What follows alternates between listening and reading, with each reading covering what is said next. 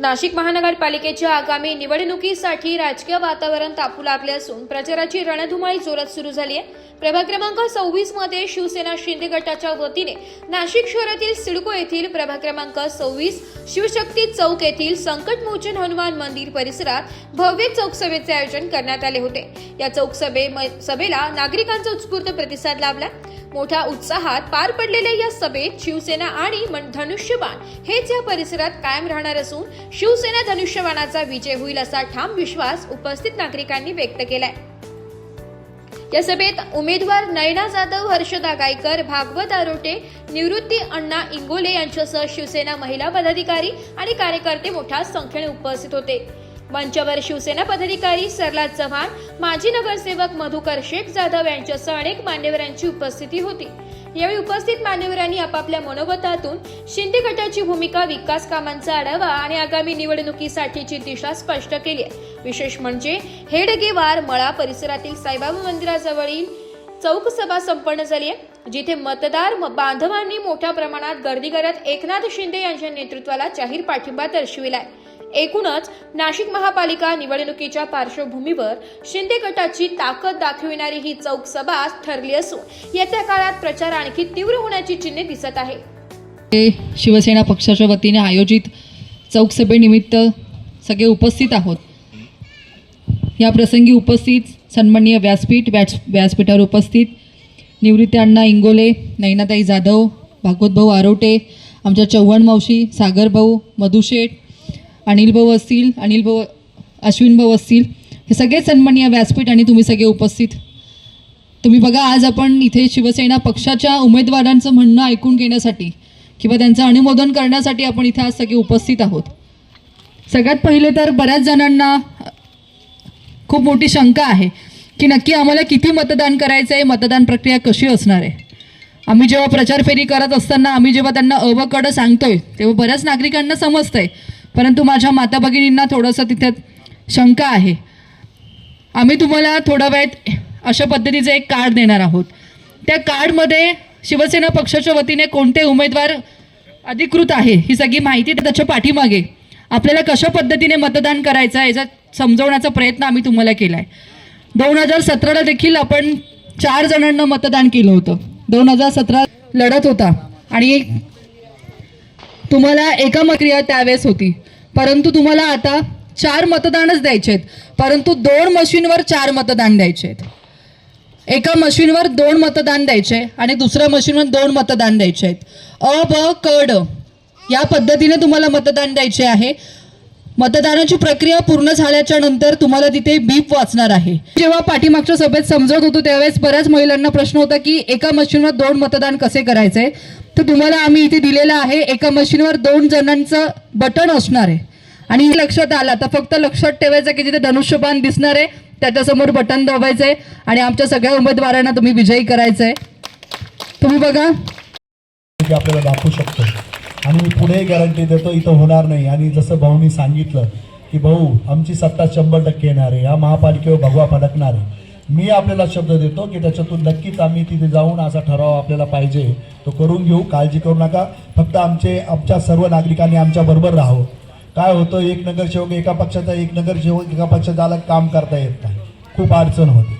आणि म्हणून माझी एकच विनंती आहे की तुम्ही 4ही नगरसेवकांना म्हणजेच 4 धनुष्य बघा, नाव बघू नका कोण आहे। माझ्यामध्ये फक्त पक्ष आणि फक्त धनुष्य हे बघा आणि 4ही धनुष्यबाणांना मतदान द्या। 100% तुमचं काम करू हे साहेबांना स्मरण सांगतो। धन्यवाद।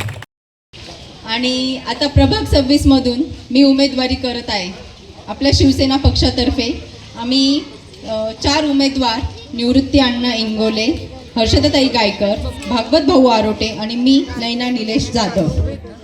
आज खरं सांगायचं म्हटलं तर ही नाशिक महानगरपालिका निवडणुकीची रणधुमाळी सुरू झाली आहे आणि या रणधुमाळीमध्ये मला एकच सांगावंसं वाटतं की आपले एकनाथजी शिंदे साहेब, आपले लाडके उपमुख्यमंत्री, ज्या वेळेला ते मुख्यमंत्री पदावर आले आणि आपल्या महाराष्ट्राचा चेहरा मोहराच बदलला, त्यांनी विकास कामांची सांगड घातली, तसेच योजनांची सांगड घातली आणि आपलं राज्य प्रगतीपथावर नेलं। मला वाटतं इथे अनेकांना प्रत्येक कोणकोणत्या योजनेमध्ये बसतं ती योजना प्रत्येकासाठी त्यांनी त्या योजनेचा लाभ घेण्यासाठी प्रत्येकाला त्याबद्दल संबोधित केलं आणि त्यांनी जवळजवळ आपल्या लाडकी बहीण योजना या निमित्तातून फेमस झालेले आपले लाडके उपमुख्यमंत्री एकनाथजी शिंदेसाहेब ते सुद्धा आपले नकळत कधी लाडके भाऊ झाले हे सुद्धा आपल्याला समजलं नाही. आणि म्हणूनच 2022पासनं तर आत्तापर्यंत एकही नगरसेवक नसताना आपल्या माता भगिनींचे काही लहान मुलांचे विद्यार्थ्यांचे अनेक फोन आले असतील आणि त्यांचे जेही कामं असतील शिंदे साहेबांच्या माध्यमातून सोडवण्याचं काम आमच्या सर्व नगरसेवकांकडनं झालेलं असेल. आपल्या खरं तर ताई मी मागच्याही पंचवार्षिकला एक गोष्ट बघितली होती, आज परत आवर्जून या माता भगिनींना सांगू इच्छितो. तरीही अनिल भाऊ युवक खूप मोठ्या प्रमाणात बेरोजगार आहेत आणि खरं तर जी प्रथम समस्या सोडवली पाहिजे ती बेरोजगारीची. कारण युवकांच्या हाताला जर काम असलं तर युवकांच्या हाताला जर काम असलं तर युवक त्या कामात व्यस्त असतात आणि आपल्या प्रपंचाची घडी नीट चालवतात. आपला परिसर जर व्यवस्थित ठेवायचा असेल तर युवकांच्या हाताला प्रथम काम पाहिजे आणि काम असल्यावर मला वाटतं माणूस व्यसनाच्या मागं लागत नाही. सर्वप्रथम ही काळाची गरज आहे. आज निवडणुकीच्या काळात तुम्ही बघितलं असेल अनेक लोक युवकांना बिघडवण्याचं काम करू राहिले. आज 10 दिवस 15 दिवस युवकांना नको त्या गोष्टीचा पुरवठा करतील, नंतर ते मुलं घरात येऊन धिंगाणं घातल्याशिवाय राहणार नाही. मी तर प्रथम म्हणतो आपण या मंदिराच्या परिसरात बसलो आहे, आपण प्रत्येकाने कुटुंब आधी सर्वात महत्त्वाचं कुटुंब. युवक जर निर्व्यसनी असले तर आपली येणारी पिढी चांगली होती आणि मला वाटतं पिढी सुधारण्याचं काम खरं तर सर्वांनी केलं पाहिजे. याचं कारण असं आहे की एक युवक जर सुधारला तो कुटुंबाला पुढं घेऊन जाऊ शकतो. आज आपल्या परिसरात ताईंच्या माध्यमातून एक अभ्यासिका सुरू झालेली आहे.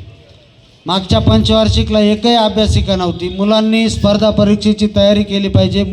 एक मुलांनी जर अनिल भाऊ स्पर्धा परीक्षेत यश मिळवलं तर आपोआप सगळ्या युवकांमध्ये ती आपोआप चढाओढ चालू होती आणि आज हा एखादा जर तहसीलदार झाला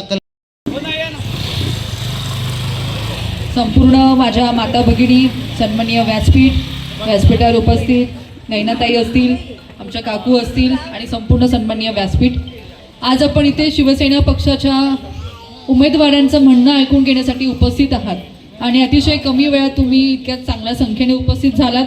शिवसेना पक्षाच्या वतीने मी तुमचं पहिले इथे स्वागत करते.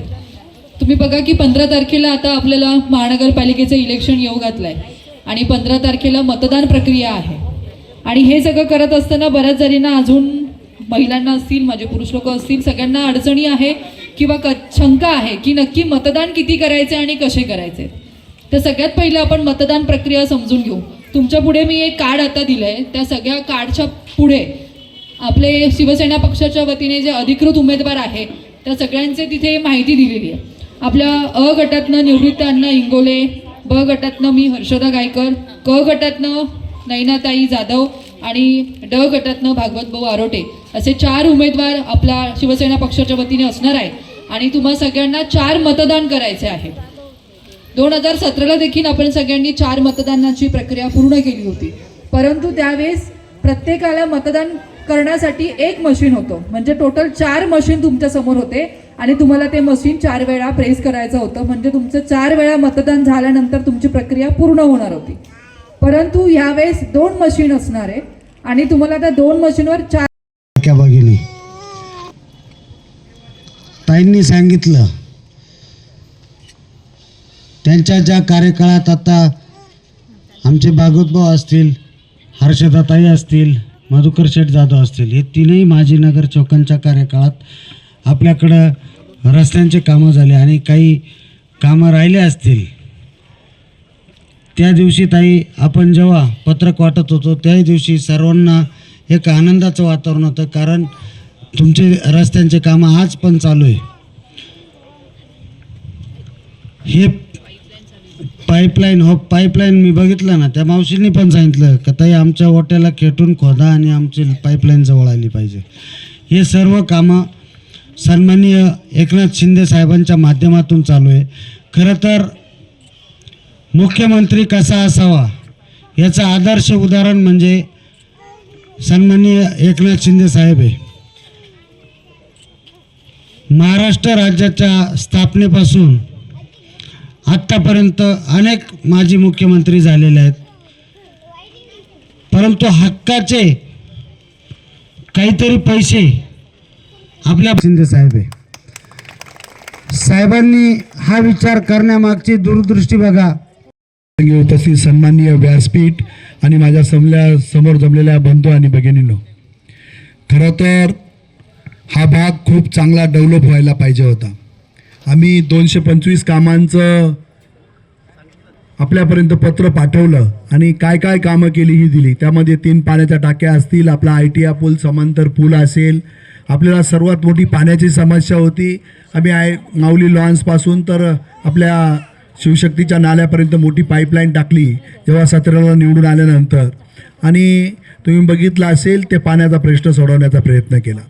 परंतु आम्ही बघितलं जेव्हा उद्घाटन आणि याच्यावरून कुठेही असंतोष नको आणि या प्रभागाच्या विकासाला कुठं खीळ बसायला नको, म्हणून आमच्या 2 भगिनी होत्या, एक भाजपची आणि एक आमच्या शिवसेनेच्या भगिनी होत्या. त्यांनी शिवशक्तीच्या भाजपच्या भगिनी होत्या, त्यांनी सांगितलं आम्ही शिवशक्तीत राहतोय, हा भाग पूर्वेचा आम्हाला हवा आहे आणि मध्य जो कुटुंब नगर वगैरे तो भाग आमच्या हर्षदताई सांभाळतील आणि मध्यभागी जो भाग होता तो सन्माननीय आमचे मधुकर सर शेठ सांभाळतील आणि बाकीचा पश्चिमेचा भाग मी सांभाळील, असं आमच्यात ठरलं आणि त्याप्रमाणे कामं झाली. परंतु आज मी जाहीर आपली दिलगिरी व्यक्त करतो की तसं करायला आम्ही नको होतं, कारण हा भाग असा राहिला नसता. कारण आज इथं पेवर ब्लॉकची जरूरत आहे. एवढा चांगला ओपन पेस आहे ते झालेलं दिसत नाही आहे.